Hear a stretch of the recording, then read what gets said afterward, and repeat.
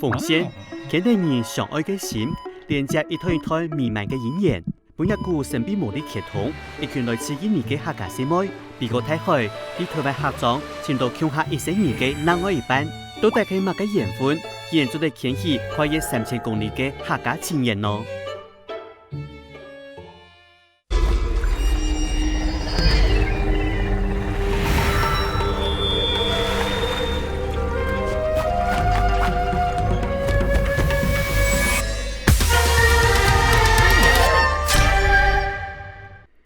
天顶奉献嘅自然，旗下拍一行人來到嘅山丘陽，一個充滿日本風情嘅城市。唔係，錯棚啦！山丘陽、長山、港橋、不日日嘅大海，也可以坐婆羅洲西部嘅濱海城市，以及長長嘅建設順項，一種做得本人變有錢嘅神秘寶物就出土嘞！黃金，難嘅黃金！18世紀開始，東南亞發現了大量嘅金礦和石礦，香港當地發現來做水撈石。佢連接海岸老礦場嘅山丘陽，就變做礦工70嘅礦業城鎮，一群以客家人為主嘅繁衍移民。唔單止第一片落腳起幸福，還老故鄉嘅各路人民都搶過來咧。上次做萬奈都到看到擺在馬坡關公嘅廟，喺白宮嘅信仰，大家係搭隻裝頭都有，難怪本人按咗前廟之上啊！一啲民族東洋嘅婆羅洲，繁衍移民要為老本地人，搞用出乜嘅文化嘅燦爛火花呢？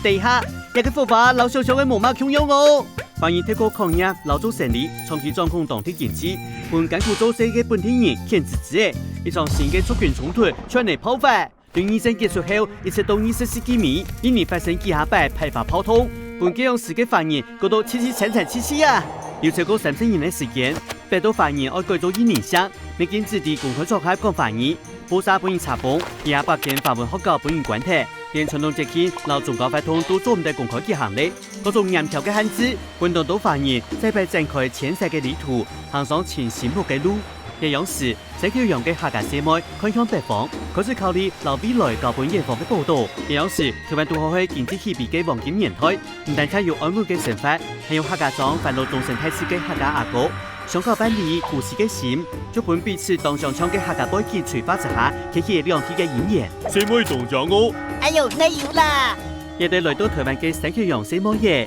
要上水對家鄉，就對下一道嘅姊妹盤，比台灣嘅客家莊增添一份南洋風采。唔過，其安穩嘅現實發背後，文化差異、老外式形容嘅標籤，係你見體上定位啲生活嘅無限改。行嘅印尼小食店，入邊唔單止有繁衍嘅家鄉味，還加本離鄉千里嘅山丘陽姐妹夜，有嘅小女嘅空間，講出自家對故鄉嘅思念。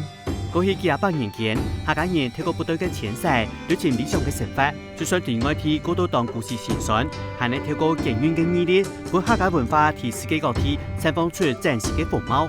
喺台灣，前出面朋友老頭輩出洋打拼嘅客家人，喺三分嘅土地上尋生活嘅出路，散漫保持自身文化嘅同時，佢哋對腳下一啲土地嘅認同。